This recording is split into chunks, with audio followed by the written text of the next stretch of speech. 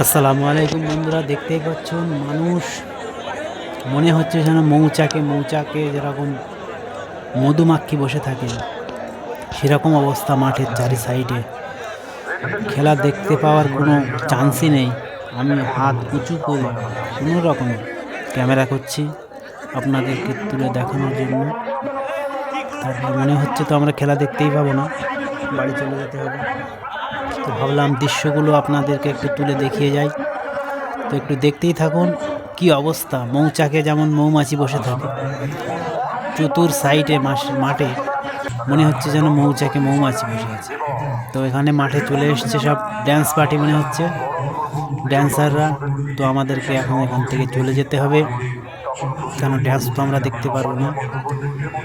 তো চলুক, ড্যান্স হাঙ্গামা যাই হোক।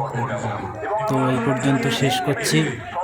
ভালো থাকবেন, সুস্থ থাকবেন। আসসালামু আলাইকুম।